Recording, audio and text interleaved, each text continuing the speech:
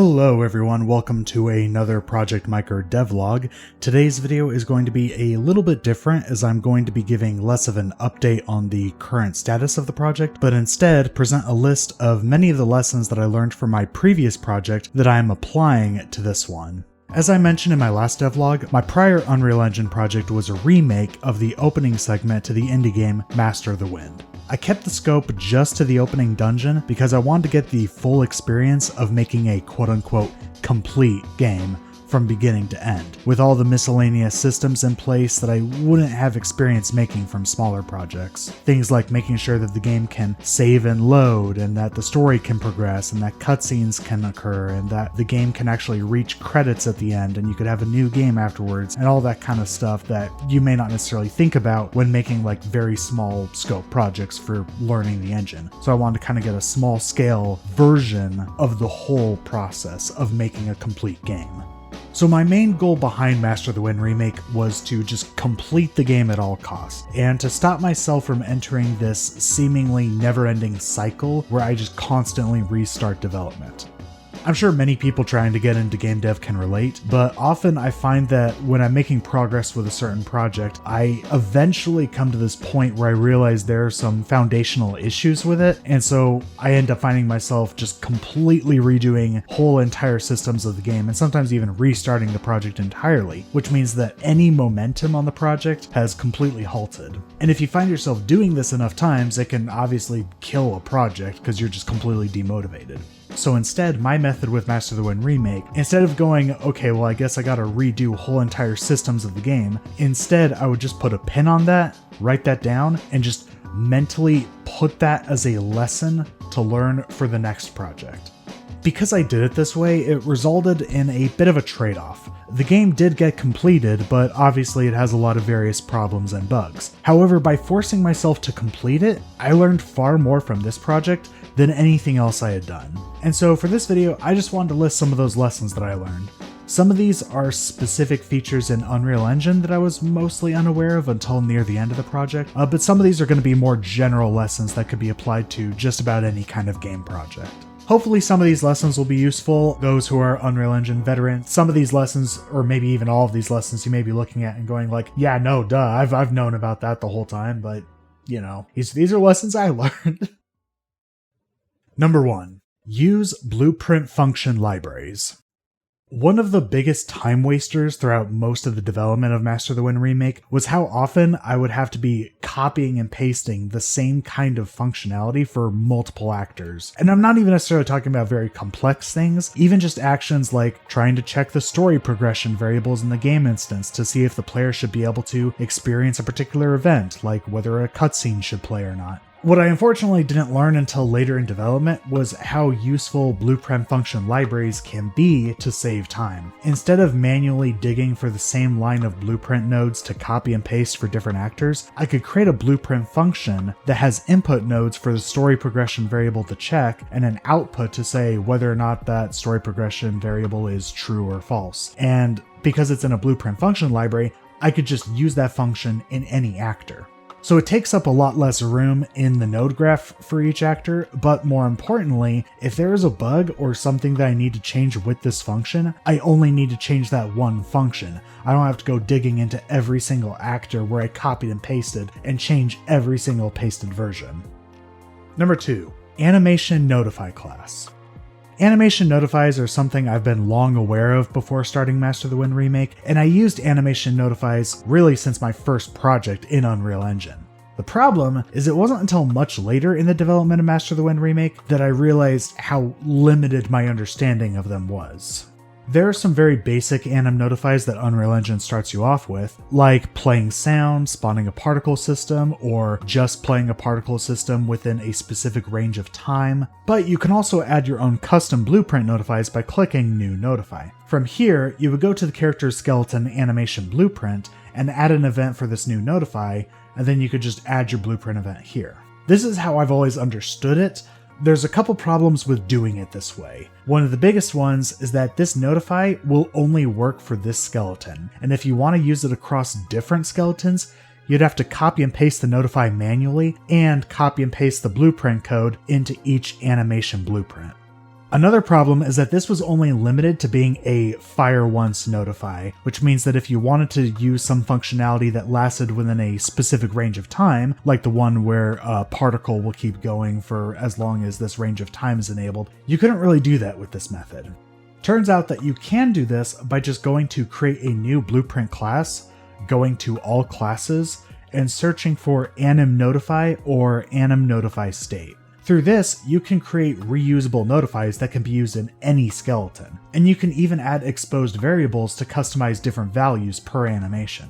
Unfortunately, I wouldn't find out this existed until Mycer the Wind Remake was about 4 months away from being completed, and at that point, it was just not worth it to change everything that late. But as soon as I began work on Project Mycer, this became one of the most beneficial things that I learned. Number 3, the camera system.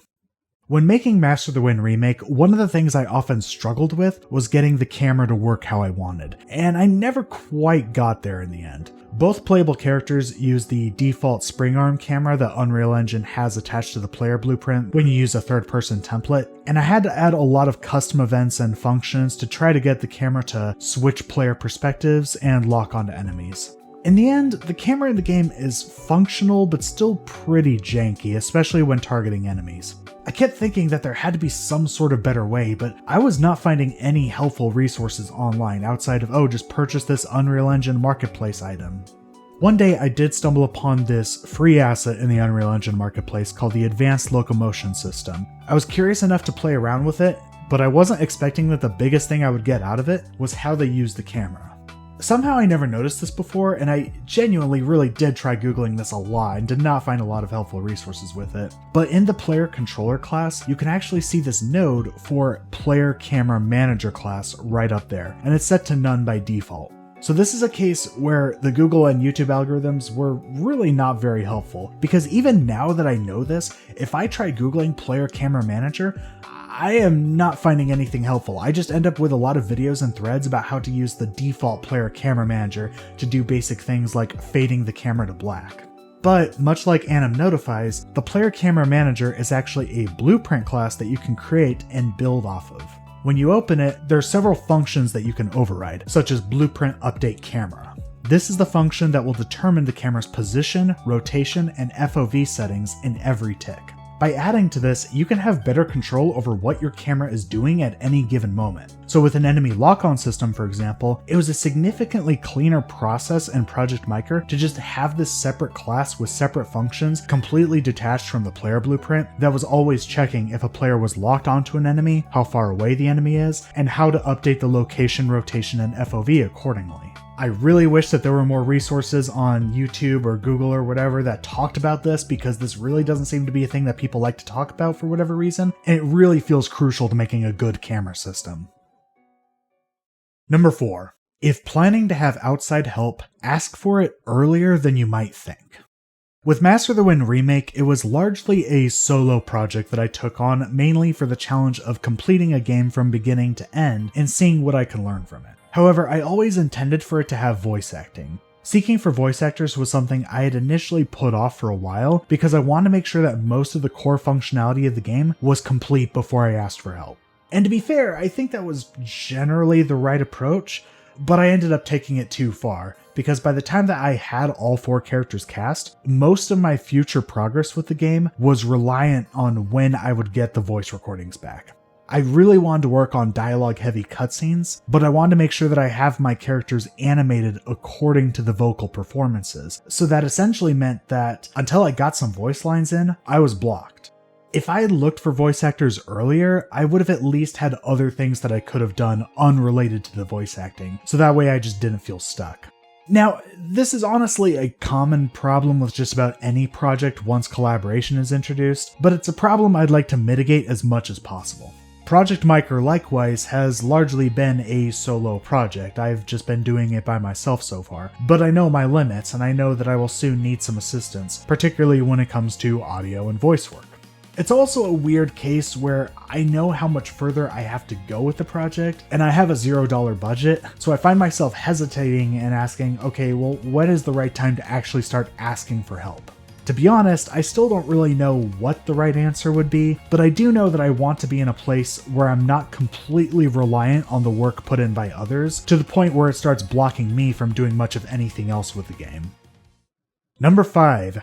QA testing and playtesting. This last lesson is something I'd always known, but found myself reminded of why doing it early is important. Due to the purpose and scope of Mycer the Wind Remake, I didn't really spend a whole lot of time handing off builds to people to test prior to release. I did have my friend Kyle look at it for a little bit while he helped with getting the game to port over to Windows, and there were a couple of bugs he found that were easy enough to fix. And he also found some bugs that I knew existed, but would have required substantial reworking of so many things that it just wasn't worth it. Like I said at the beginning, the point of this project was just to keep pushing forward anyway. Once the game was released to the public, there was one guy who would actually get an error every time he tried to launch the game. I tried troubleshooting and figuring out what could have caused this, but unfortunately couldn't really find a solution. I guess it would have to do with something in his PC settings because no one else reported having that issue, but trying to prevent issues like that is a very obvious reason why testing with multiple different machines is important. With Project Mycer, I definitely plan on setting up playtests way more frequently and way earlier, not just for potentially finding major issues like that, but also getting feedback to get a better understanding of how the game is shaping up and how it really feels to play. So those are 5 big takeaways I got after working on Mycer the Wind Remake that I'm actively working to apply onto Project Mycer. Despite the flaws that Mycer the Wind Remake has, I am glad that I took on that project in the way that I did. And for anyone that's trying to learn game dev, I would actually recommend trying this method just to work on a project with a clear and limited scope and force yourself to complete it no matter what flaws you end up finding along the way. The final result is going to have some flaws, but you'll end up learning a lot doing it this way.